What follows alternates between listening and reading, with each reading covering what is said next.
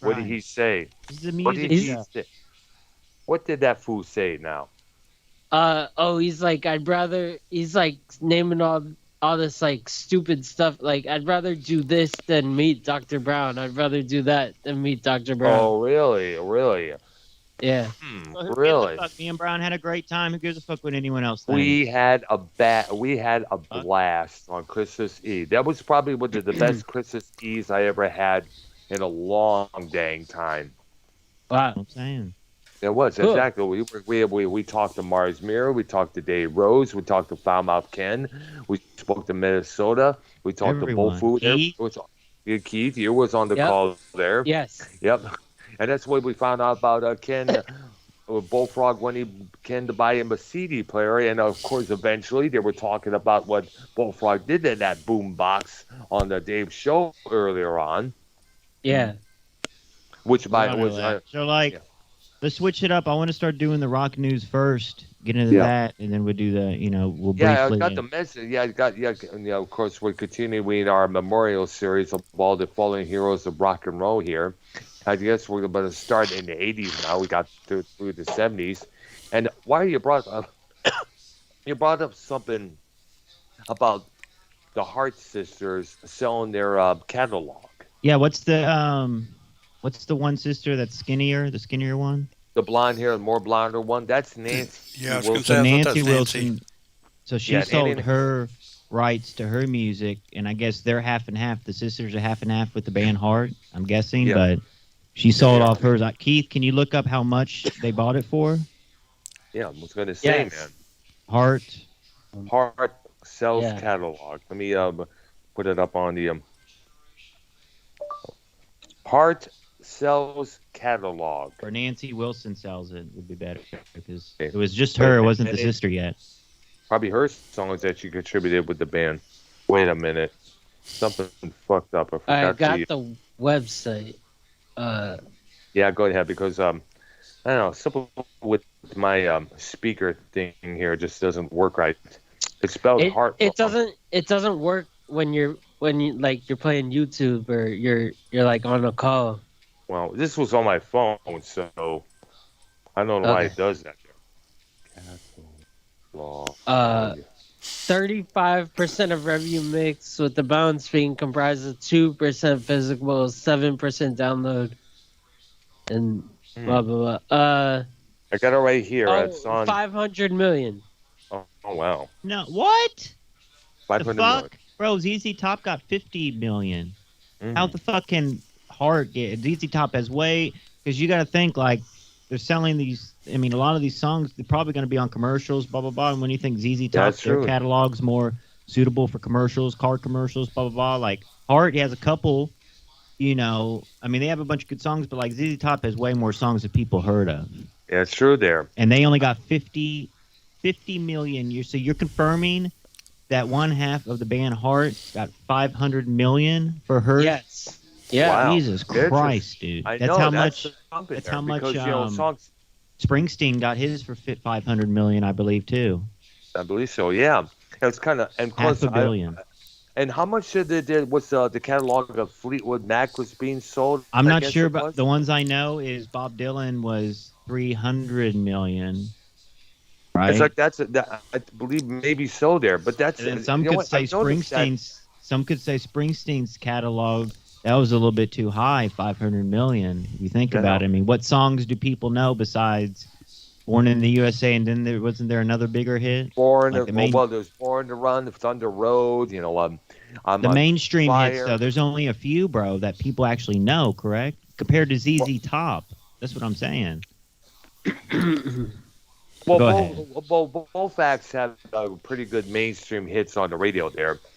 And I noticed that what is the deal with all these artists that's selling their catalogs, that's selling the rights to their music to these Because big it's publishers? fucking, look how old they are. Yeah. They're on the back end of their careers. I mean, they Yeah. really are. That's Springsteen, true there. I mean, you're not going to get 10 more years of ZZ Top or Springsteen, maybe 5 more years of them. I mean, you got to think of COVID and touring and, what they're thinking. A lot of bands might be done. Like, it's been, look at, like, for example, Jimmy Buffett. Mm-hmm. He hasn't toured in, 2 or 3 years, and I We're mean, big still tour. waiting. He does local Florida shows still, little small club shows. But you got to think 2 or 3 years off. If artists are past 70 years old, I mean, that's a lot of, if you're in your Yeah. 70s and 1 or 2 years is going by, I mean, that's a lot. Yeah. If you think about the older groups, like that's, you know, I mean, when you think about it, of course, Judas Priest, I would not be surprised that they would decide to do the same thing because remember, they're in their 70s. exactly. And it's the 50th. Yeah, And exactly. it's And the 50th. it's kind of, But they just got done doing recorded a new album. So they're Uh-huh. obviously going to tour for that new album whenever yeah, they're done with this other leg. yeah. But I the know. rock the I don't know if y'all had any other rock news, but the major let me just do a quick run through real quick, see if anything Right. hits. All right, there. Um, Well, the thing that I spoke about this before, and this kind of bugs me because if I was a big musician, I would consider the music that I write something like as my children, and it's like selling your children to basically it's like selling it off to prostitution when you think about it there, well, because there's a new well, quick before I forget. There's a new Ozzy album coming out, and there's a lot of people on that. Eric Oh, wow. Clapton, Beck, Oh, Tony Iommi was on there making appearances. yeah. Zach Wilde, obviously. Oh, But yeah, of Ozzy's course. coming out with a new.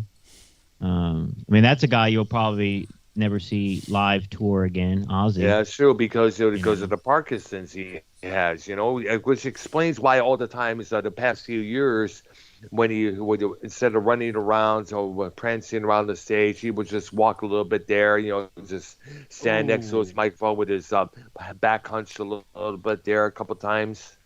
Keith, are you here? Okay, here's one last news bit, and then we can get on with the Yeah. list, Ark. Keith, look up, and this is major shit. Blabbermouth Slash. Slash from Guns N' Roses confirms there is new Guns N' Roses material coming out as we speak. Good. That is About big, time, man. coming from Guns N' Roses. That's So, gonna Keith, if be you want to big, read that yeah, article, please. Yeah. Yeah, definitely. Guns. That's big, because Guns N' Roses only came out with how many albums total? Like 2 or 3? But actually, well, basically, it was about 4 studio albums. It was Appetite for Destruction, Use Your Illusion, Use Your Illusion 1 and 2, and of course the Spaghetti Incident. I don't know about the Lies album because half of that side was a live disc there. Yeah. And of course we cannot include the Guns N' Roses live era, which came out a few years after the Spaghetti Incident. All right, I got it. All right. Slash has confirmed to Classic Rock magazine in a new interview that a new album from Guns N' Roses is definitely coming. There's new Guns material coming out Wow. as we speak, and we'll probably keep putting it out until the entire record's worth of stuff is done, and then put it out solid. The guitarist said, "It's cool. I'm enjoying working on the stuff and having good time doing it." Last October, Slash told Odyssey check-in host Remy Maxwell that Guns N' Roses had yet to begin writing new material after recently releasing 2 reworked songs from the Chinese Democracy era sessions. In September, the guitarist and his bandmates dropped Hard School, which came more than a month after their performance and subsequent official release of Absurd, a reworking of Guns N' Roses' previously unreleased Silkworms. As far as new Guns is concerned, we haven't even gotten to that point of really in earnest sitting down and writing slides. So Odyssey check Okay, in. there, Keith. Yeah, we've been doing Right. a lot of material that's been sort of sitting around for a while. So that will be a whole focused endeavor unto itself. As for how Hard School and Absurd came about, Slash said they both have a lot of history. What happened with Axl Rose, Guns' singer, has all these songs that he recorded at some point along the way. And so Duff McKagan, Guns bassist, and I went in and redid them. Basically, like, I wrote my own kind of parts to what else is going on, and we just sort of took the drums and redid everything else. Written by Rose and co-produced by Rose and Carmen Costanza. Hard School, which had the working title Jackie Chan, was originally recorded during GNR's Chinese Democracy era, but was So wait a eventually. minute. I'm confused. What? Are they re-recording songs that haven't been released, or are they actually writing new songs? I think it sounds like both in a way. Because that's what they did on that. Because like their last tour this last year when they were touring, they were playing a song that everyone's saying was a new song, but it was really just like a remake of an old one that was like a demo or some shit on one of the old albums. So they just it was on there, but like they just renamed the song. That's what it was. They just named it something else and were saying it was a new song, but it really was like an unreleased song that it was already made years ago. You know what I'm saying? Wow. I see there. So it's like a remake of what you think about it, a re-updating of that song there. Yeah. Wait, Keith, what do you think? Are they making new songs, or are they just re-recording old material? I don't know. Keep reading. Okay. Okay. Written by Rose and co-produced by Rose and Carmen Costanza. Hard School, which had the working title Jackie Chan, was originally recorded during Guns N' Roses' Chinese Democracy era, but was eventually omitted from the album. Short clips of the song were later posted online, and a full version was leaked in August 2019. On Hard School, Axl sings, "But you had to play it cool, had to do it your way, had to be a fool, had to throw it all away. Too hard school, and you thought you were here to stay. If that weren't true, it wouldn't matter anyway." Hard School. Oh man, I pressed the wrong button. Hard School. That's the one I was talking about. Hard School. Yeah. Okay, I'm back. On Hard School, Axl's. Oh, I read that already. Hard School is the title track of a new Guns N' Roses 4-song EP, which will be released on February 25th. The effort, which is exclusive to the Guns N' Roses official store, contains the aforementioned 2 new songs, Hard School and Absurd, styles as absurd, as well as live versions of Don't Cry and You're Crazy. Hard School EP track listing. Number 1, Hard School. Number 2, Absurd. All right, that's enough. That's fine. We get it. All right, yeah, I was going to say there. We get the we get it. alone. So basically, we still don't know what the fuck they're doing. I still don't understand. All right. I don't know. But then again, that's a bands like that always keep us guessing there because that's how they usually do it. Listen, if it's my guess, I doubt they're writing new songs because Axl does, I think he's setting the songs they play, the main songs, and he can sing those. And there's no point in, making new stuff if all the fans want to hear is the hits anyway, That's true there. The one band I'm hoping that will not sell their catalog. Of course, I doubt that they ever will. Be Pink Floyd. Now they already released a remix and updated version of one of their first albums without Roger Waters, A Momentary Lapse of Reason. They released it as a 2 album set there, whereas the original was just 1. And of course, as it's been released on their own label, Pink Floyd Records. And there's also talk that there's going to be a remix and updated version of the album Animals. Oh, that's going to be coming out pretty soon, yeah. And I know that's one of Ark's favorite albums from them. And I guess there were also, of course, this goes along with the Live in Montreux, Switzerland. It's a 2-disc album that came out not too long ago. Also, all the other reissues of their complete catalog coming out just as well there. Now, some people are speculating that the Pink Floyd are doing this because they want to continue having our purchasing their music there, which is understandable. And there's going to be people continuing to buy their albums there. But I guess in a lot of ways, some of these remixes and updated versions, remastering, it's kind of like taking the old recordings and somewhat making them new again. When you think about it, in terms of the digital, they did that. Yes. And speaking of which, I also got to bring this up here. You remember the album Born Again by Black Sabbath that I gave highly praise to when it first came out? Now we all know Tony Iommi and the singer at that time, Ian Gillan from Deep Purple. They Right. spoke very negative about that album, saying that it didn't turn out the way they wanted it to. It could have been mixed a lot more better, but at the time, blah blah blah, this and that.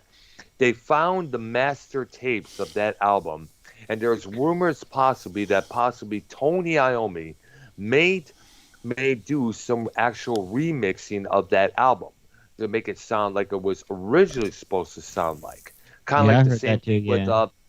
yeah, the same thing with Iggy Pop did with the Raw Power, the album he did last album he did with the Stooges in 1973. That album had to be remixed, because That Ian it was Gillan listen. dude, he's still alive? Yes, he is. He's still with Deep Purple. Anyways, Iggy Pop, there was a lot of things that were missing on the original mix of Raw Power from Iggy and the Stooges there, which, by the way, was done by David Bowie in less than a day there. They didn't have enough time, let alone the money or the good equipment to do this there. But apparently, I guess it was, Iggy decided to retouch up to fix a lot of things on the original on master tapes, which is stored in London, by the way. But I guess that came out in about 1997. I remember picking up the CD format of that. I also remember seeing on a double album of that album with both the original David Bowie mix and the new Iggy Pop mix on vinyl. Right. I was tempted to buy it there, but you know what? As much as I like the Iggy Pop remix, I still prefer the David Bowie mix other than that because it still has that intense power, that sound. And if they're going to do the same thing with Born Again, the Black Sabbath album, they should at least. I'm kind of pondering because I liked the album the way it was. But if it needs a little bit of touch it up, I can understand there. But in the meantime, if you want to touch up a couple of earlier albums, they could do some touch it up on some of the drums on the album Sabbath Bloody Sabbath. There'll be a couple of tracks in there. It's hard to hear the drumming from Bill Ward on some of those tracks on that album there. And he goes to add a little bit more echo to these songs on Master of Reality. I think a local rock station tried doing that themselves with their version of it, but Yeah. it lasted for a while there. So I guess Anyways, right now, I guess right now the main thing with musicians nowadays is, along with selling their catalogs, they get mucho dollars to live on for the rest of their lives when their careers are ending there. It's also retouching their earlier albums to make it more appealing to today's digital listening audience. And I guess that's the main thing right now there. All right. And what was you going to say, Wire? oh, I'm ready for Ark. Okay. We ready, Ark? Sure.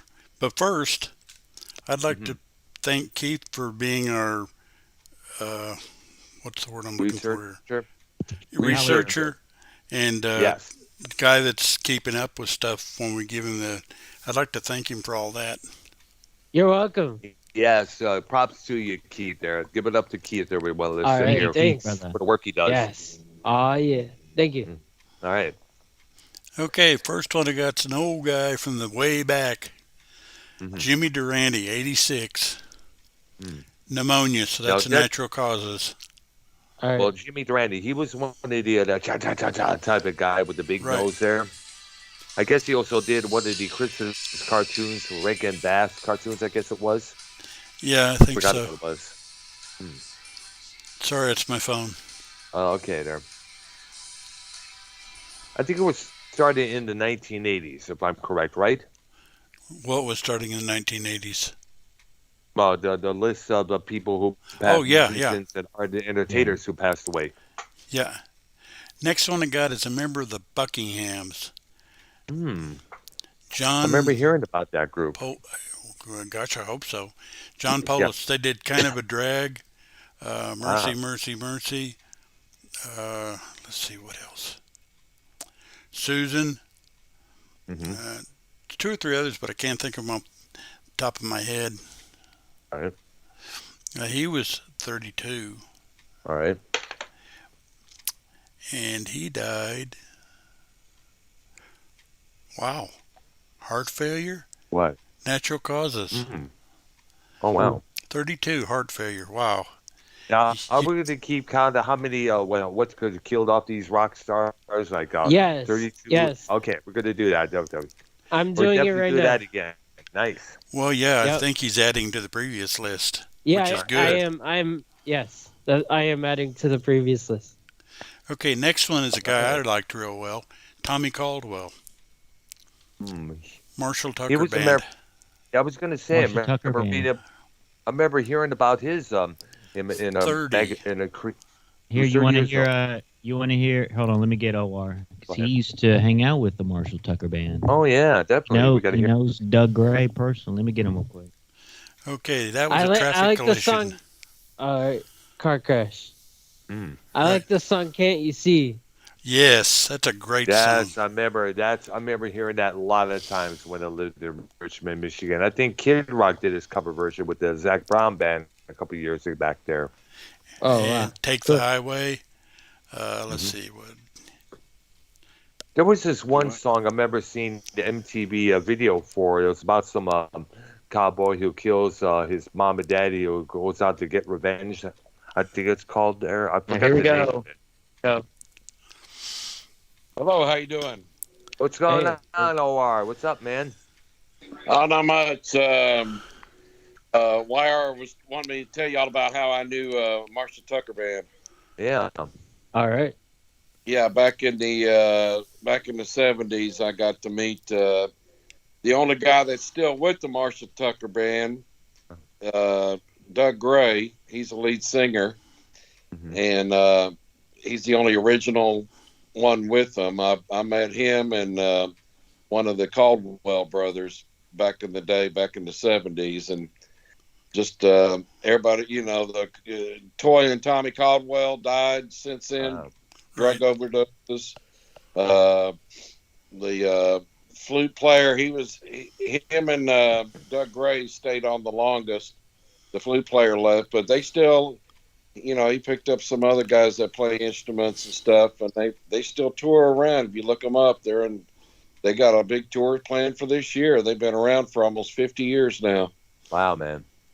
So Interesting. yeah, Very. I anytime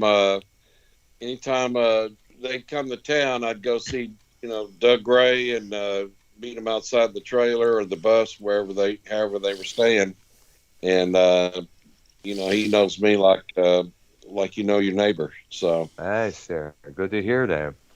I mean, yeah, we cannot forget that one track there that still gets played a couple of times there on our classic radio. I heard it in the Love song. I think it was called. Yeah. yeah, her and a love song. Yeah, that came out in '77. That was one of their big all-time hits. That and Wow. can't you see? Can't you see what that woman's been doing to me? Oh, that's an old Fire on one the there. Mountain. Yeah, Fire on the Mountain. I'm trying to remember this one song that they did. I remember there was an MTV video for. I think it was about, was it Silverado or something like that? I think it was called. It was about a cowboy who's looking to get even with some other bad heel cowboy for killing his parents or something like that. They're trying to remember the name of that song. Huh. I know, so I'm trying to remember myself. And actually, that group had one of those debut albums that was probably one of the best debut albums of all time. That whole Mm. album was great. Oh yeah. I mean they have a couple live tracks that are out from way back then as well, and they came up in the era. Charlie Daniels was real big. It was Allman Brothers and all that Southern rock, and they Outlaws. did more of a Yeah. country version of Southern rock, so to speak. So yeah, they were pretty good back in the day, and still are. If you ever get a chance to see them live, I mean, they go all over. I don't know where you guys are at, but they're in New York and up north all the time, and all along the East Coast, and pretty much everywhere.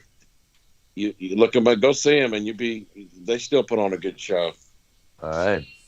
So anyway, All right here's there. IR. Thank you. All right. All right. Thank you, OR, for the information there. Yes, sir. There you go. Next one I got is Keith We know God. people. You know what I'm saying? Yeah, I'm here. That's all I'm here. Can you hear me? right. Loud and clear. Okay. Next one I got, excuse me, is Keith Godshaw, member of the Who? Grateful Dead, Hmm. 32. He was another keyboard player, right? Believe so. And the funny thing is, I expected to see drug overdose, Oh, traffic accident. wow. Okay. When you look at it, when you kind of look at it, many keyboard players for the Grateful Dead have passed away. Oh, here's your big one. Wow. John Bonham, 32. Oh yeah. Oh yeah. From Led Zeppelin. It was October that. Asphyxiation on vomit after consuming an unhealthy amount of vodka shots. I'd Wow. call that an overdose. Me Yeah. too. Yeah. And apparently this happened at Jimmy Page's house, the same house that used to be owned by Aleister Crowley, if I'm correct. Believe that's correct. Yes, sir. Yes, and apparently what it was that the Zeps were preparing for their first U.S. tour since '77. There, tickets were already on sale. I remember hearing on the news, all these people crowded around the Pontiac Silverdome when it was announced that Zeppelin was going to be performing there. And all these kids, all these people were hanging around there just to get tickets to see Led Zeppelin live once again. It was in 1980, and next thing you know, boom, we get the news. John Bonham had passed away there, Yeah. which of Yeah. course ended Led Zeppelin. Yeah, They they were just one band that figured, hey, we lost a key member. yeah, Let's hang it up. and kind of basically and the people. Now I remember there was a debate at the junior high school that I was going to at that time. They could have found a new drummer. They could have found this. Yeah, but then again, you also got to remember is what kind of chemistry that new drummer would bring. I mean, you look at the chemistry that Kenny Jones gave to the Who after Keith Moon died. It was a kind of tame. It was kind of calm, cool. Whereas Keith Moon was like, "Rah," like a ram charger or something like that. And you got to remember, John Bonham has been known to play the drums like his life damn well depended on it there. And Yeah. would the drummer that they get afterwards, would he have the same power? Would he have the same physique? Would he have the same energy that John Bonham had? Because Well, most and people will plus you rank also got to John. remember this. I was going to say most Go ahead. people will rank John Bonham in their top 5 drummers of all time. Oh yeah. And Most. plus, you also got to remember. You got to think about the new guy that's got to come in. You got to remember that he's going to be tagged on with people saying, Kenny could do the job that John Bonham did. Oh, he's good, but he's not John Bonham here. Exactly. And I'm sure, and that's going to cause a lot of grief on that particular drummer there. He's got a lot to live up to. Big shoes. The only one I don't know how his son Jason fits as a drummer there if he does the exact same thing. Well, I'm But I not know sure. that I've seen a him couple once. Well, he does the Zeppelin experience thing, but he did remember the Celebration Day tour that one. Yes, they did that, and he also did the drums back in '88 for Atlantic Records' 40th anniversary back that year. And let's not forget, a couple years before that, they reunited for the first time at Live Aid in 1985, and they had to have both Phil Collins and Tony Thompson, the Power Station, on the drums. 2 drummers filled in the place of 1. Yeah, now I've seen, and it's on YouTube.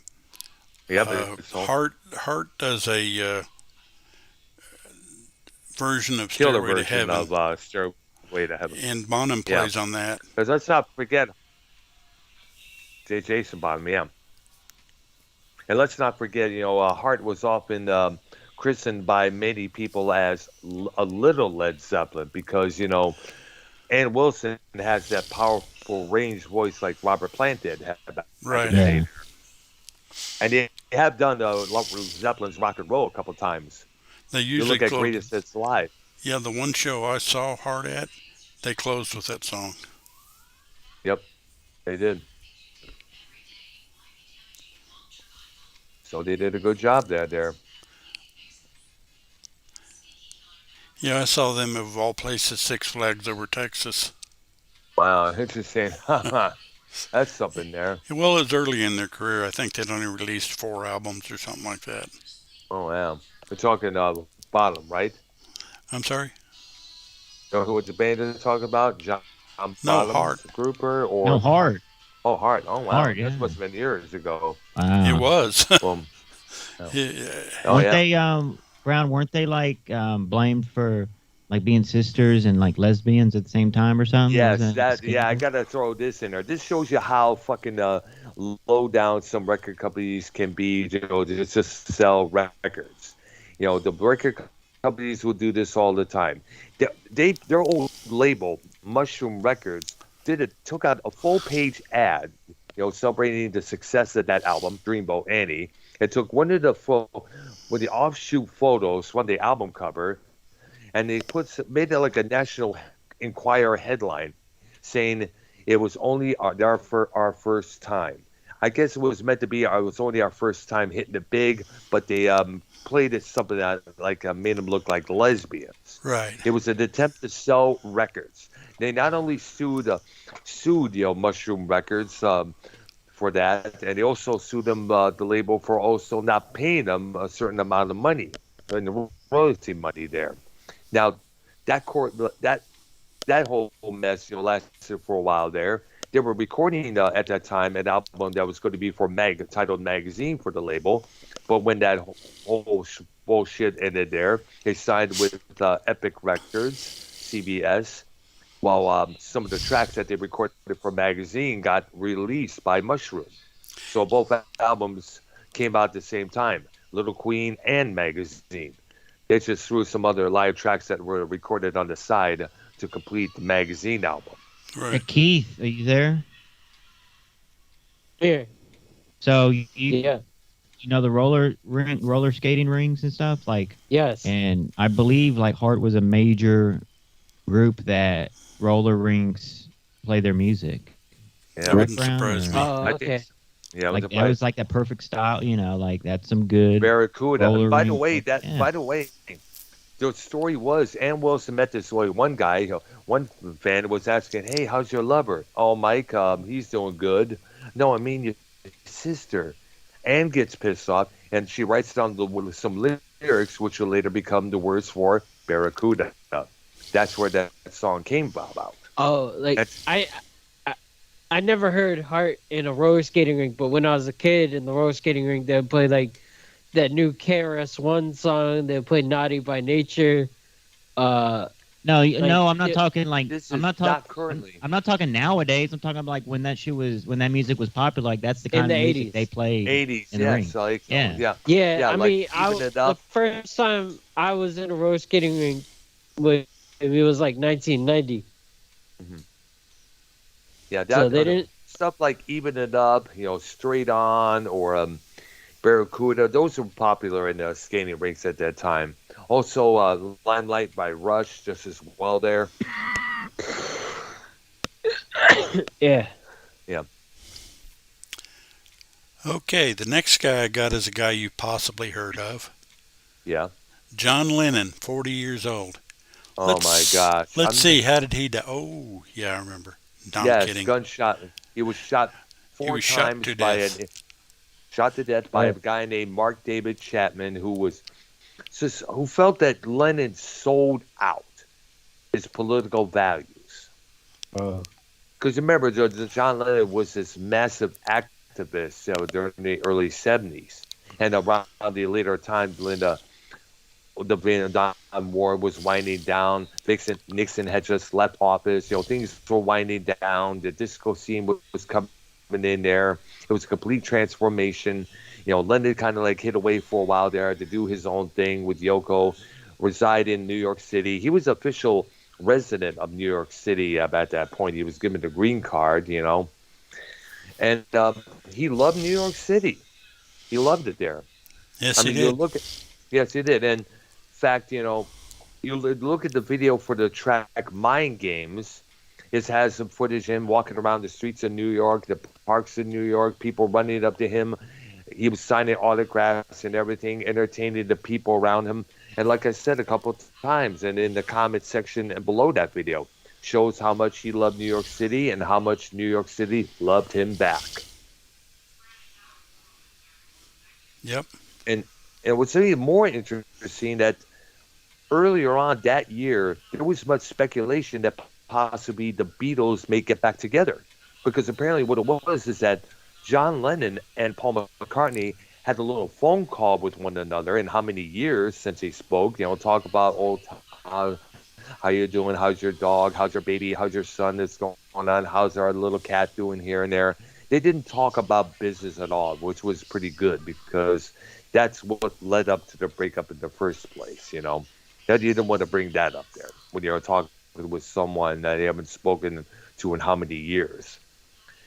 In fact, when word got about that, people were speculating, would the Beatles back together? Because basically it was the issues between John and Paul that kind of broke up that band. Wait, did y'all see that new documentary yet? Which No. documentary? Get Back? Get Back. I want to see that so damn I know. bad. It's like a fly on the wall. I know. I want to see that so bad. You know what? It's on Disney Plus, Brown. If you get the Disney Plus app, which there's nothing else on that app that would do anything for me, but that'd be the only reason for me to get that app. I know. Would be to watch that. Other than that, it would be the Star Wars stuff like the Mandalorian and the Book of Boba Fett there, and the upcoming Obi-Wan Kenobi series that they'll be coming out pretty soon there. The picture, the quality of it is phenomenal. Because what it is, watch the trailer, it was like locked away for years, and they finally put it out. But it's like you're on fly on the wall, seeing the fucking Beatles. Yeah, they remastered the footage there, and added, did everything to it to make it more. Remember, they're doing that nowadays to make it more appealing. Yeah. To the today's. Wait, Ark, have you seen that Ark yet? No, I haven't, but I will soon, hopefully. Yeah, we're gonna have to. We all need to watch it soon or whenever, and we should do a show like reviewing talking it about it. Yeah, that'd be fun. Absolutely, I'm full board. Special edition. Okay. Go ahead, Art. List. For that there. Add to the list. All right. Tim Hardin, 39. He was kind of Hardin. like a blues type or folk singer. Heroin overdose. So you got yourself another overdose there. Yeah. Oh wow, that's something there. Okay. The natural causes is in the lead at 20, and overdose is in second place with 19. Wow. Quick Wow, sidebar, guys. I would appreciate when we do these when we do these music shows. I don't really want to, and I would appreciate if y'all don't, and I won't either, mention any drama or anything. Oh yeah, I really want to make this. How I feel about drama. No, yeah, I want to make these music shows squeaky clean, nothing but music. I know stuff. It's hard to stuff squeezes in there here and there, but I want to. We need to do it our best to separate it for real. And the music shows are fun as shit. I love doing this with y'all every week. It's something to look forward to. I actually look forward to doing these twice a week. Honestly, All right, that's So, good there. we need to do, and I know it's hard when situations comes up, but we have other shows for the drama bullshit. I just want to make this show, All right. Yeah. So go ahead, guys. Okay, next one I got Bill Haley. Bill Haley, dude. Bill Rock Haley Around the Thomas. Clock. That's right. He died that same year as well there. I think you. 55. Yep. Brain tumor or heart attack. Well, gee, I guess take your pick. Whatever its natural causes. Yep. Now, back then, when was he? Like 50s? Yeah, he Yes, was. it was 1950s? 1950s. Rock Around the Clock. One of the You biggest look at songs. all the old album covers from back in the 50s. Not so much the 60s, but the 50s, maybe earlier. All the men wear suits. Yeah, that was the thing back then. Where? Is that a Christmas song? No. What? No. Wh- You're why they talking put- about Rocking Around the Christmas Tree by Brenda Lee. That was a different total song. This was a basic rock and roll song there. Oh, okay. That was also used as a thing for the show Happy Days in the earlier years Yeah, when that show Oh was first yeah. couple of seasons. Yeah. Oh, absolutely I before it remember became an watching. official sitcom. Yeah, I remember watching that show on Nick at Night. Yes. And also check out Paul Rogers, a Bad Company, doing his cover version of that. That appeared on one of the Karate Kid movies soundtracks there. All right. Okay, next one I got is Mike Bloomfield. He was known as a really strong guitarist. Yeah, I remember hearing about him. He did a collaboration, I guess, with Al Cooper and I guess And Stephen Steve Stills, yes. Yes. That is Oh, so actually a great album. Yeah. I got an update on that Guns N' Roses thing. They're just re-releases. They're already songs that a couple live versions. There's nothing new, no new writing or no new songs on that. So of course we can expect that from Guns N' Roses. But a band like Metallica, they come out with great albums every couple years or so. So yeah. Okay, his cause of death was suspected accidental drug overdose. So you got yourself another overdose. Oh wow. All right. Okay, next guy. Earl might know who he is, but I don't think the other two will. Yep. Bob the Bear Height. Oh yeah, he was a singer for Canned Heat. He was a big guy there. Huge. He kind of like he looked like a pro wrestler when you think about it. There, you remember that guy Otis, before he cut his hair, shaved that beard off. Kind of resembled him. Kind of resembled him when you think about it, but with a lot more darker hair. You're right. He was 38.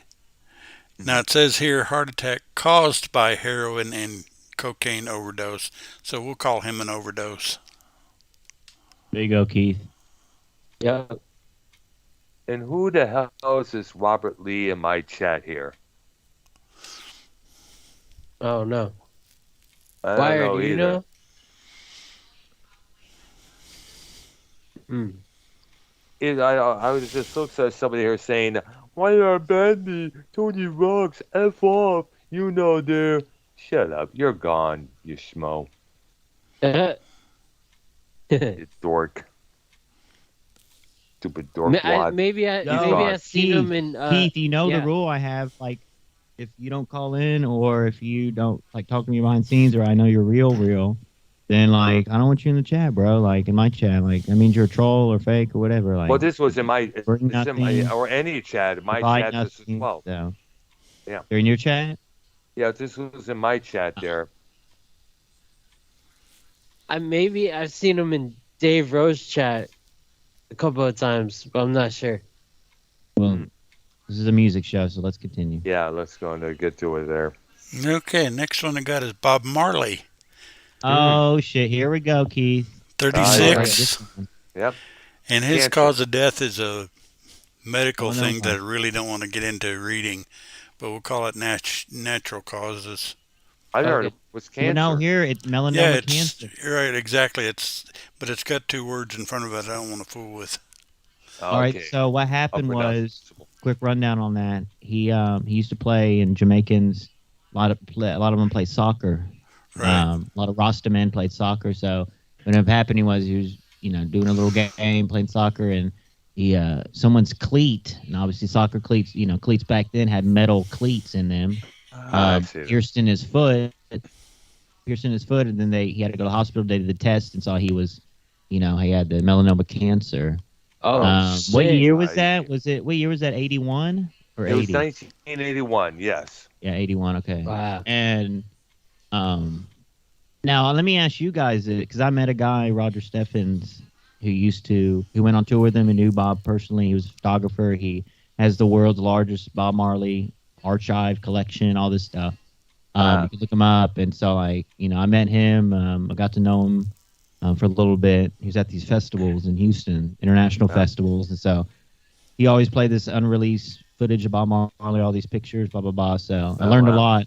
But back when he was alive and everything, was his songs on the radio in America at all? Was like, I know he toured like much. I'm not too sure. Not much. Every once in a while you'd hear one, but What is it? No But woman, no. No no woman to woman, no cry. cry. Yeah, Yeah, that one got played occasionally. most of them would be played One on the love. underground radio stations, like Right. in colleges Yeah. here and there. Well, he Three did Little tour in Birdies. America. There's a Yeah, I think he there's toured all over the world in the well, 70s. there's some famous DVDs out and live recordings. Him in Boston, him in New York, other places. California. Yeah. In fact, Um, I guess you could say to him and other reggae artists like Peter Tosh, they were kind of responsible for help inspiring the ska Yeah, Peter sound. Tosh, Bunny Wailer. Bunny Wailer Yeah. just passed away, but I like the early stuff too. With the Catch a Fire, that was like the first album, I believe. Like the early Marley stuff with the Wailers, with actually Bunny Wailer, because what happened was when they broke up, because obviously Peter Tosh passed away back then, like they brought in the backup singers, the three women backup singers, which was called the I3, that's when, and you hear that later, Marley, when it was just him pretty much solo, his backup singers was those women. You hear the early Marley stuff when he first came out, you're going to hear Peter Tosh singing in the background. You're not going to hear the women because they weren't there yet. So it kind of switches up, and it's a different taste, but that early stuff, it's definitely more traditional, you know what I'm saying? Because they had a guitarist, Al Anderson. If you look him up, I actually saw there's a couple touring Wailer groups, but he was a part of the Wailers, of now, because there's a touring group called the Wailers, and he was on there, and I saw him live and everything.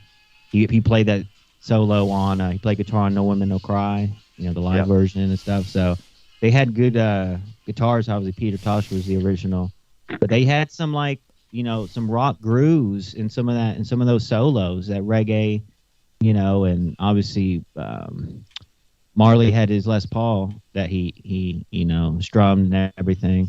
Yeah, that one guitar he played there. And Being let's also major into cannabis as well. Yeah, because you look at how you watch the live video for "I Shot the Sheriff," which of course Eric Clapton covered later on. You see, but before he even starts singing, he's like, he's got to be high on something there when you look at it there. Keith, what did you say about the Rasta religion or whatever? Okay, the Rasta religion is you read the Bible and get high on weed at the same time. Oh. You get high and read the Bible at the same time, and that gets you closer to God. Kind of reminds me of a joke Cheech and Chong used to do on their earlier albums. One time I played got high and played Black Sabbath at 78 speed, and what happened? I saw God. Yeah. I can't believe someone said YR does better reggae music than me. Because usually Keith is the one who gets down on the reggae music there a lot. Dave Rose said that. Yes. Oh, yes. no. Interesting. Yeah, Dave, want to you have join a the fucking call, problem with it, Keith? No. A little bit. Me and you do is different, though. It's way different styles, though. You know what I'm saying? Okay. Yeah, but I can't believe you said you're better than me. Okay. All right. This is a drama, so stop shooting digs at Rose. All right. No, go ahead. Yeah. All right. Hey, Next. Dave Rose wants to join in. If Dave He's Rose live. wants to call in. He's live. He's live. Oh, wow. Okay, next He's is doing a drama diner. Oh, okay. John Belushi, who is 33. That was in Speedball that was- overdose. Oh man, that was back in 1982. That was one of the real big shocks from the Saturday Night Live crowd there. Yeah, because And he's the only Speedball, 33. by the way, I read parts of the book Wired, which came out in 1984. There was sort of snippets of the book that was featured in a Playboy magazine that I was reading, and man, this guy had a problem or what? There was one point there was one point that during the recording sessions he'd come in late. He kept everybody, which included Joe Walsh on guitar, waiting for God knows how long. He would pass out these ice cream bars, for to comprehend his lateness. and then a couple other people came in with him.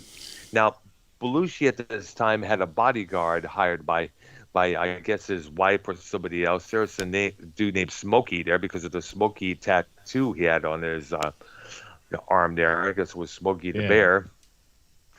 Belushi will say, I got to go to the bathroom, but I want to listen to the recording first here. One of the people that Belushi had, well, actually came in after Belushi came in, the door there, I should say there, my bad, went to the bathroom first and came out. Smokey goes in there. He starts checking the whole bathroom, left and right, up and down. He finds his pulse.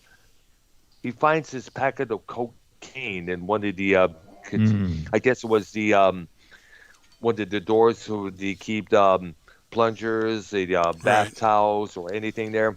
Yeah. And then later on, he overhears Belushi and this other guy saying, I swore I put it in there. I know I did. Belushi comes in back in the studio later on. He has a pack of cigarettes. Smokey's like, let me see the cigarettes, John. They have a fight. They have a tussle. Smokey gets the cigarettes free from John Belushi's hands. And then he finds more cocaine.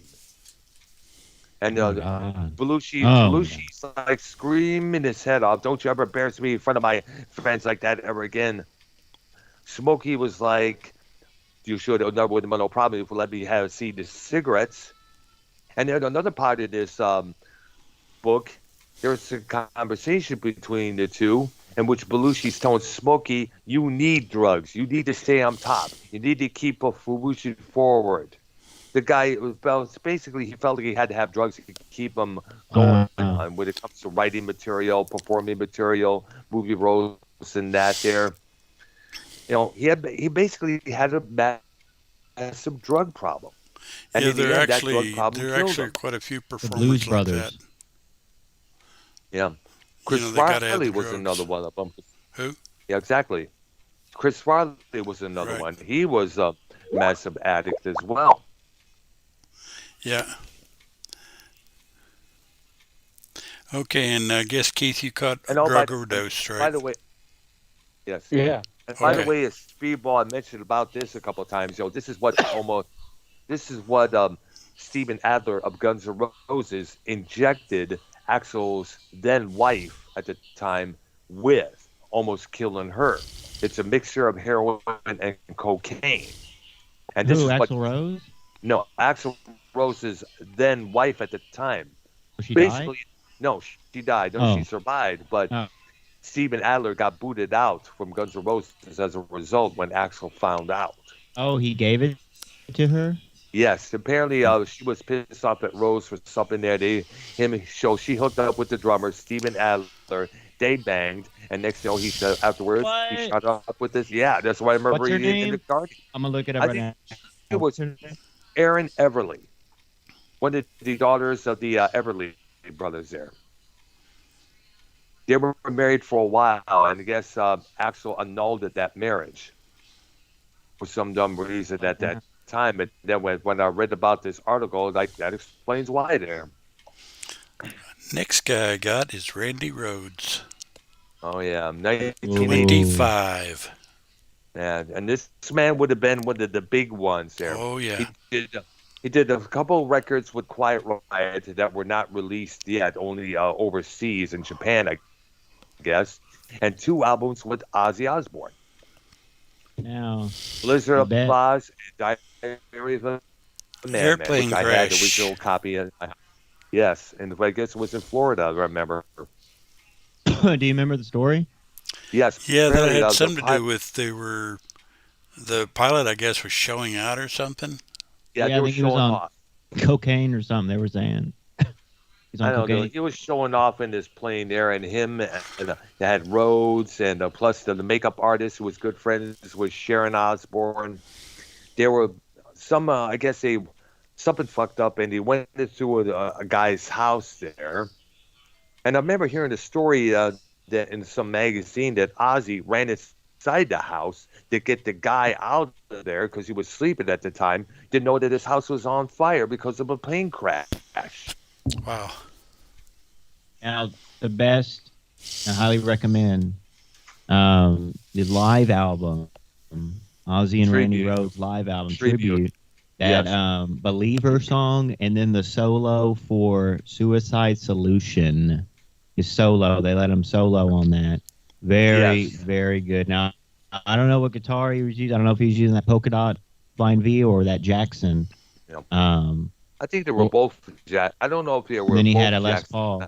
Yes, the No, white see Les the Paul. Polka Dot Flying V, that was a Gibson Oh, Flying V, and then he had like a white Les Paul, and then he had like that black Jackson that he designed, like it's his design, and there's many out. It's Oh, like it's a a Flying white V one. with like half the V chopped off, basically, like a yes, I pointy remember. I've Flying V. seen many of that. Vinnie Vincent, who formerly of Kiss, often plays that guitar just as well there. And see, that one obviously had the Floyd Rose. I believe the Flying V had the Floyd Rose. Mhm. And man, if you listen to that solo on Suicide Solution from that live album, is wow. It's Also, check out the outtakes of the instrumental piece D and he at the end says, of the album there. and if you look up articles, I believe it was him that says like basically he learned everything. Well, no, you know what? I think it was George Lynch who said that he learned everything from Eddie. It might have been both of them because Eddie was influential on all those 80s guitarists. You know what I'm saying? Absolutely, there, Eddie and Randy there.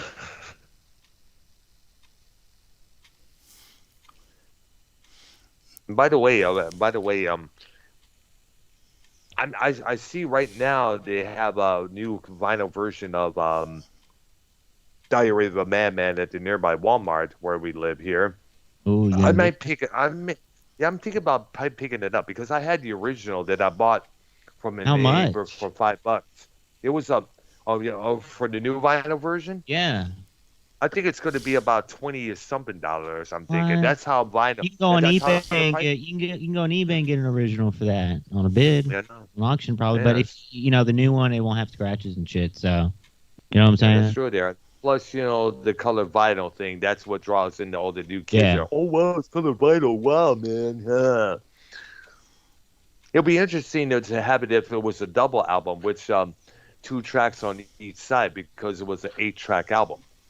Now, correct me if I'm wrong. After Randy Rhoads passed away, is that when they brought in Zach Wilde, or they had that other guy? What's his name? No, they first got a guy named Bernie Torme as the lead guitarist for a while there. He also passed away not too long ago. I think it was the last year, I believe. And they also got Jake E. Lee. Jake E. Lee. Yeah. Yes, he would play on Bark of the Moon, The Ultimate Sin, and then later on, that's when they got Zach Wilde. Then they have remember that I think it's the U.S. Live or something when he went solo, Ozzy, and he's out there, and that's who was playing Jake E. Lee. I think he was using like Stratocaster or something. You mean the Red Stratocaster? Oh, my God, you brought that up. Yeah. Brad Gillis from Night Ranger. He came in and filled in the shoes perfectly on that tour there. Oh, he had to fill in? Yes, he did. Yes. Look up the Speak of the Devil live performance from MTV 1982 after Randy's death. Credit to Brad Gillis for filling in such big-ass shoes. Well, it does suck because Sharon controls everything, and Yep. they don't give. That was like a major thing. Like they don't give the credits to them on those records. It was all credits to Ozzy. Like they didn't Yeah, credit. what's kind of here's the thing that really I think we spoke about this before. Yeah. On those 2 albums, Blizzard of Oz and Diary of a Madman, the rhythm section was Bob Daisley on bass and Lee Kerslake on the drums. Kerslake, as you know, was the drummer for Uriah Heep as well. Daisley and Kerslake were trying to get, Sharon and Ozzy to give them their credits because they played on both those albums, but they were let go prior to the Diary of a Madman album coming out. So, which explains why you look at the inner sleeve of that album, you see Ozzy, Randy, Rudy Sarzo, and Tommy Aldridge on the inside cover, inner sleeve of that album cover, along with the lyrics on the other side there. Now, they've been trying so hard, to get the money for the participation of those albums, but of course, eventually they failed at that for some reason there. Kerslake, all he asked, find, what? Just let me have 2 platinum albums to show my grandkids and this and that, and of course, his dying wish was fulfilled because it was revealed that he had a terminal cancer. Ozzy granted his wish. He got to receive those 2 platinum albums for those albums there. And of course, he's no longer with us. He passed away not too long ago, at the summertime last year there. Big drummer with you, right? He did a lot of albums with that group. Okay, next one I got is Joe Tex. Hmm. 47, heart attack. And one of his songs, I guess, was Baby It's All Right, which Huey Lewis and the News covered later on in their years. Yeah, he had a big feud with James Brown. I think James Brown stole his wife or something like that. Oh, wow. That's a trip and a half. I believe that was the story. Hmm. So Did you there's a ever get natural to this? causes. You know what? I'm going to go back to one particular death. I don't think we ever covered this one just yet. Bon Scott of AC/DC. Oh, I did miss him. What? Yeah, he died. I went by him. Yeah, he died in 1980. Yeah, he No, died I in missed him. 1980 as well. Oh, yeah. I was telling YR the situation there. Yeah. He died Drug in overdose. 1980. I guess the story. Yeah, apparently what it was, he was drinking a lot at a nearby bar, and they Right. some people decided, let's lay him in the back, let him rest in his car there. And apparently, he choked on Choked on his his vomit. own. Yeah. Yeah, apparently so. Yes, and of Okay. course, the band would start. Band was Yes. stunned as hell. They had to inform his mother what had happened there. Of course, they eventually would start, looking for a new singer, and then they find Brian Johnson, who's still with them to this very day. Yeah, add another overdose one there, Keith. Yeah. Okay. In fact, the album Back in Black was a big songs like Hell's Bells. The title cut was a big homage to Bon Scott. Yeah, I was sitting there with my pointer pointing at him, and we got off on another subject. My pointer moved. Ah, I see there. That I happens didn't a know lot of Hell's times. Bells was a. I didn't know Hell's Bells was a tribute to someone else. Well, basically, the whole album. The when whole you look album. at it there. Yeah. Yes, Oh, absolutely. yeah. It was basically a tribute to the guy. Yo, And that of course, fucking Brian- on that album, that Shoot the Thrill. I like to Shoot the Thrill, but that fucking Hell's Yes. Bells is fucking. It That's a is. monster. Yeah. Monster. Yeah, there song. was Dude, I forget which one, Did- but there was a baseball player Did you that know- used this when he came in from the bullpen. Used that song. Mm, You know how some of Did them you know use they- songs. Go on, sorry. Yeah. yes. Hell, I remember know my they- sister. Keith, stop interrupting people. Go ahead, Brian. We're interrupting him. No, go ahead, Keith. Did you know Shoot the Thrill was re-released in 2007? Yeah, we know. What they did is they owned the What? rights to their recordings there. They signed a new deal with Sony Music, and all their catalog was reissued on Columbia Sony Music Records. In the past, they were signed to Atlantic Records. So all the albums like Back in Oh. Black, For Those About to Rock, Flick of the Switch, Fly on the Wall, all those albums were now reissued, remastered, re-released, and they're now coming out on the vinyl just as well there on Columbia Sony Music there. And Shoot the Thrill was on the Iron Man soundtrack. That's right Iron there. Man as movie well. In soundtrack. fact, yeah, True. one of the Iron Man movies had some of their songs on there. Yeah, and it was like the lead track on the Iron Man movie soundtrack. Which is good because "Shoot the Thrill" is one of the badassest songs next to "Shake It Leg" on that album. Hell, my sister had the album, and when she was out on doing whatever she does with friends or the date or whatever, I would sneak into a room, pick up the Back in Black record, put it on my turntable, and would listen to the album in pitch black room, no lights or anything there. Wow. Yeah. That's cool. Yeah, it was, and I felt that's when you really feel the vibes of that record there. Oh wow. And again, you know what? Me and my sister talk about. I confessed to her. She confessed to me that she was to borrow my Pink Floyd The Wall album and listen to that when I was out doing stuff in there. Wait, you listened to Back in Black album in the dark? Yes, I did. Sounds What? appropriate. I did. A lot Yeah. of sons. I Sounds did. I don't know. appropriate. It's just yeah, Scary, exactly. Brown. It's scary. Not oh, it's some of the shit I've been putting on my YouTube channel. The soundscape pieces. That's 20 times more scary than the Back in Black. That's for sure. There, but me and my sister talked about. We used to sneak into each other's room, pick up this record, and listen to each other's turntables, and you're like.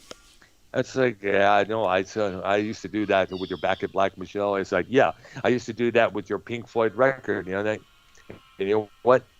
We don't blame each other. Oh, she had the Nice. Back in Black?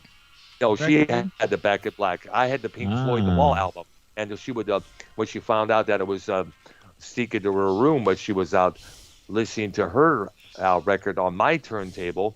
She we paid the favor by doing it with my Pink Floyd The Wall album. We were talking about that long ago. It said like we confessed that we used to do that with one another. And she said, I know you used to to sneak in my room to listen to that Back in Black record there by AC/DC. I was like, could you blame me? She said, nope. Wow. And the same thing. I think I'm with Pink I Floyd think I'm The gonna Wall. listen. Go Yeah, ahead. I think I'm gonna listen to that album in the dark. I'm gonna look it up on Finally. YouTube. Jesus. Listen, yes, Finally. listen to it all together. Listen, what album do y'all like better, Back in Black or The Wall? It's hard to say because they were both phenomenal albums there. Along with that, those were two of the three main albums you had to have in 1980. The I third think The being Wall's Black more Sabbath. The Wall's more impactful. But I like Back in Black better. But I think on the music industry, I think The Wall and Pink Floyd are more impactful than AC/DC. Yeah, well, no doubt the Wall, Matt kicked out. The Wall was all over the charts throughout that whole year there. It was at the top of the charts. Comfortably Numb, The Other Brick Wall Part 2 was all over the radio there. You name it. That album. Was there also a movie called Yes. The Wall? That's right. It came out a couple years Wow, later, Keith's starring on Bob fire. Geldof, and it came out with featured Bob Geldof for the Boomtown Rats as the lead role of the character Pink. And when you listen to that okay. movie, you got the better understanding of the whole album, what it was all about. Wow. Oh, 26 songs on that album. The Wall. Yep. What? Really? Absolutely. Yeah, it's a double Yeah. set. It's a double album there. Yeah, but how many of those songs do they play on the radio that are hits? Well, they still, Well, they another still brick in play. the wall is the mainly one. Yes, sure. And Comfortably Numb just Right. as well there. Run like Took up hell. a couple of times. They'll play Run Like Hell and Young Lust. Well, what's the album? What's that one album with the little space thing, Clips or some shit? Spacing, what do you mean? The whole triangle background and all that. It's on T-shirts Oh, that's all the time. dark. Oh, the Prism. That's Dark Side of the Moon. Yeah, that's the most impactful album. Like that's the most popular Yeah, one, correct? because it is. It is. Oh hell yeah! I mean, it came out in 1973, and it stayed on the Billboard charts for about more than 15 Wait, what was years. their? Wasn't that their first album? What's their first album? Oh, no. Piper at the Gates of Dawn. It came out in '65. Oh, Jesus! Yeah. Would you say, what's the name of the album? Wow, Which one? Which Which one? one? The First one. we met? first one. Piper at the Gates of Dawn. All right. And it's a little bit different, mainly because it doesn't have Gilmore. It has, Sid Barrett. right. Yo, that's Doing the- crazy, Ryan. Yeah, it is. Yo, like, look, I love AC/DC. And that was like one of the first bands I got into, rock. Pink Floyd. I feel like, I mean, I like that Animals album, Ark. Oh, Yep. yeah. That there's a song on there I really like do do do do do do hit on pink. Oh no, that one. Hmm? What's that song on that album, guys? What was that? What was that again? Could you repeat He's like that? hit on pink. Shara, shara. Dun, dun, Oh, dun. pigs. Yeah, that song is rocking, bro. Oh yeah, That, Sherrod, that riff haha, and Sherrod, you everything, are. man. My That favorite, The I is think, reason on I that know. album is Dogs. Oh, Hell, that Ooh, that's a whole good one. album, yeah, hell, that whole album was based on the George Orwell book called Animal Farm, Yeah. and it also came out and it tied in well with the unemployment situation going on in the UK at that time. They were going through a lot of hard times there. That is some good music, man. I love. That's It good. Pink is. Floyd's It is. good. Yeah, it was a lot more A little bit attempt. It's overrated what to the, me. A little bit overrated, but we'll get into that when we do that episode. oh That's just yeah, my opinion. Just a little, yeah. just a tad. the the reason I know about the movie The Wall is because Joe Cronin talked about the movie The Wall. He What? said that was the first time he saw nudity when he watched that movie. Oh yeah. There was a couple of nude scenes in there. I remember that. Yeah. And he masturbated to the nudity when he saw it. Of course, that's Cronin for you. Yeah. Next was Marty Robbins, 57, heart attack. Country. He was a country singer, if I'm correct, right? Yeah, his big song, and I mean big, was El Paso. Mm. Out in the West Texas town of El Paso. I fell I in love see. with him. That's a great song, actually. I see there. Yeah. Then after that, you did get Wait, natural what? How did he die? heart attack, I didn't natural hear that. causes. Oh, all right. Yeah. Okay. Next one is Rebop Kwaku Ba. Yo, he was a Who? NASCAR driver too, Martin Robinson. Well, Marty different Robbins. guy. No. Well, this is different. One different Nah, name it there. says Martin David Yeah. Robinson, known professionally as Marty Robbins, was an American singer, songwriter, actor, and NASCAR racing driver. He died in 1982. Wow. Wow. Anyway, Wow. Rebop was a member of Traffic for a while. Okay. He was 38, cerebral hemorrhage, so that's natural. Oh my I- God! Yep. Wow. Doesn't that one band sing that song called Hemorrhage? Oh yeah. Hemorrhage in my hands. That's For $1 million. Wow. Oh shit! I have to look it up. $1 million Uh, question. Hemorrhage In my in hands, oh girl. fuel. That's fuel. Fuel. Oh, okay. Yes. The band feud, the '90s band. Yep. Marty Robbins also sang the song "A White Sport Coat." I've heard of that song. Oh. Yeah, but not, like I said, the big one was El Paso. Yeah. That was a huge song. It's really a good Ha- song. Hemorrhage in my hands came out in the year 2000. I know which song you're talking about there. Yeah. Yeah. Okay. Okay, the next one is possibly one of the best female singers ever. Karen Carpenter at 32. Oh man, that Heart was in attack due to 1982. anorexia. Yeah, this Alright, would. natural. Yeah. And that would be natural causes. natural causes, correct. Yeah, apparently the story was he was doing an interview and the reporter made this remark that she was look a little bit more chubbier there, and that kind of freaked out Karen Carpenter, and so she started starving herself to make herself look trimmer. Carpenters. Right. John Carpenter's correct. Yes. Yo, they do the best Christmas songs. Oh, yeah. And like Yeah, I said, classic. that's possibly one of the best female singers out that was out Yeah. She there. was one. She was also a drummer too, believe it or not. Yeah. Yeah.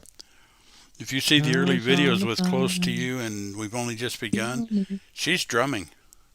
Yep, and sing it at the same time there. Yeah. Yep. And She it became- also keep them. Go ahead there. She became front after the second or third album, I forget which one.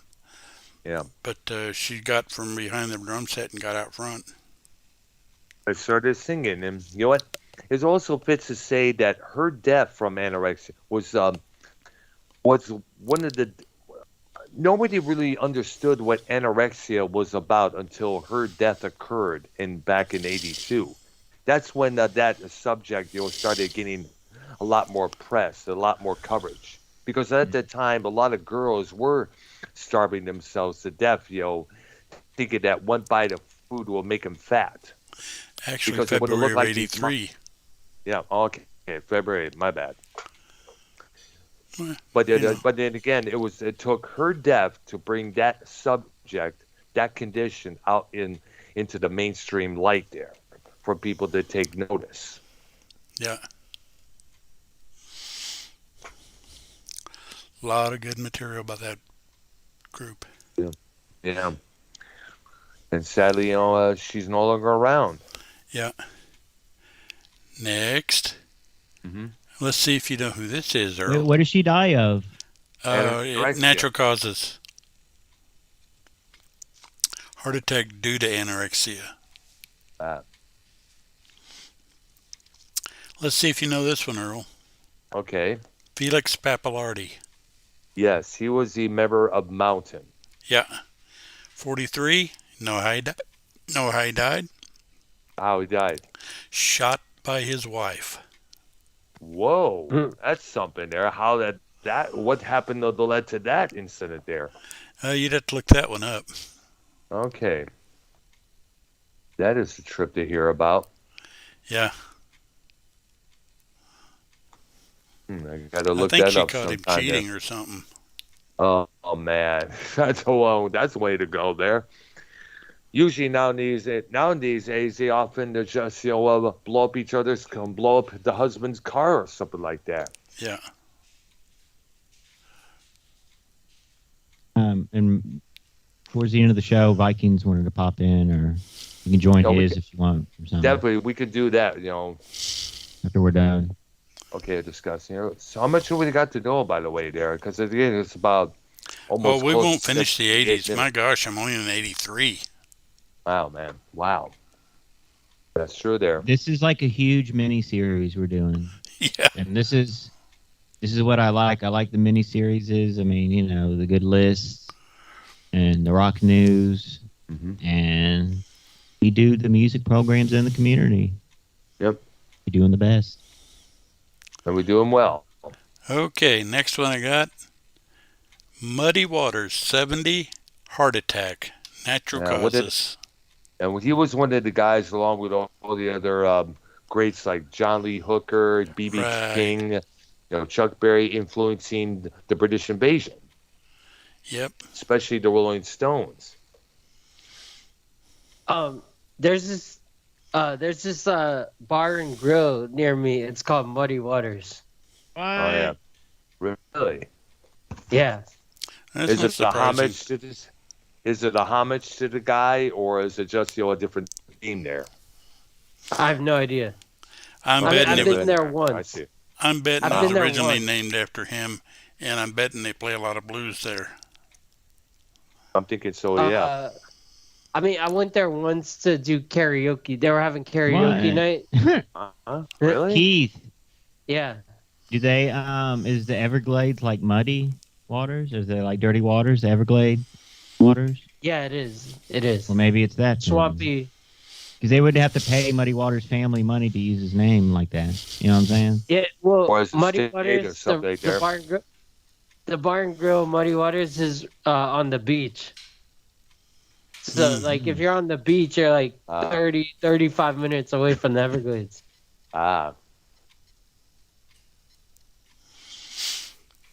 Okay, next one I got is Chris Wood, original member of Traffic. Yeah, he was he was a saxophone. He was like considered what they called the reeds player, who played the flute, the saxophone. He was 39. He died of pneumonia. Pneumonia. Is that natural causes? Yeah, Okay. Never heard of that. pneumonia. Oh, You've heard of I thought you pneumonia. would have. I We heard pneumonia, mispronounced it on purpose. Oh, I thought it was a different version of the pneumonia for the first time there. No, it was your regular version of the pneumonia. Okay, there. Okay.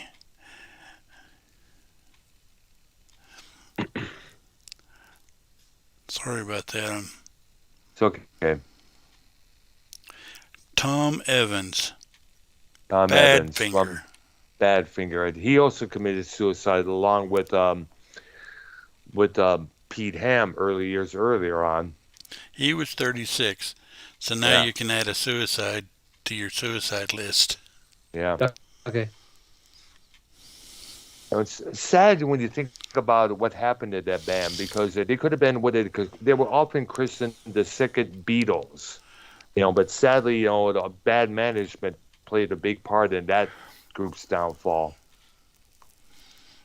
And let's see. I guess this might be a good one to kind of close tonight off. Mm-hmm. Dennis Wilson. When the Beach Boys, he was their drummer. He died in 1981. I guess it was from drowning. No, rounding, but it was 1983. Oh, okay. My bad. He was 39 years old. Yeah. And I guess he was seeing Christine McVie from Fleetwood Mac for a while, I guess.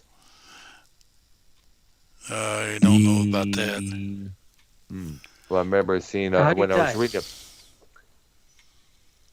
How did he die? Drowning. Yeah, Alright. drowned. It said accidental drowning, and I'm sitting here saying to myself, is there another kind of drowning? Yeah. Well, there's, it's kind of been funny you mentioned that because they're still looking into Natalie Wood's air quotes accidental drowning. Yeah. What do you think? Yep. Which kind of makes sense, when you think about it, because knowing the bullshit that went on. Because one of these still telltales that you hear about all the time. Yeah. Well, I guess our next session is on with the tragedies. All right there. I sent the updated list in the group Skype chat. All right there. So it's still natural causes, right? Yeah. Yep. 29 natural causes, 23 overdose. Oh, Wow. natural causes caught up or went ahead. Wow. Yeah. That's And it'd something probably stay that way, I would think. Yep. for a while there. I'm looking at it right now. Let's see what we got here. Okay. Let's see. 23 overdoses, 12 plane crashes, 7 car crashes, 29 natural causes, 4 shot, 4 by question mark, 2 stabbed, 4 suicide, 3 accidental deaths. I see there. All right. Yeah. All right there. Damn. That's an interesting list. I'm curious how it's going to end up, but I'm going to guess right now probably natural causes with a close second to right. overdose. All right there. Yep. All Yeah. right there. So this coming Monday, we'll continue with the list, I guess, throughout the 80s. I'm correct? Yeah, Oh, we'll yeah. try to finish the 80s. Okay. And then there. we're gonna go after the show. I'm gonna go live on the community Q&A. We're gonna get Vikings in, me and Keith and Brown, if you want to hang around till Oh, yeah, Mars goes definitely. live. Okay, let's do that. Tell you what, let me go take a peek. We'll close up short. I'll keep my stream running. Yeah. Okay, how about that sound? All right, Ark, and brother. I have All fun. right there. I have a lot of fun doing this. Good. List. we all have I'm fun.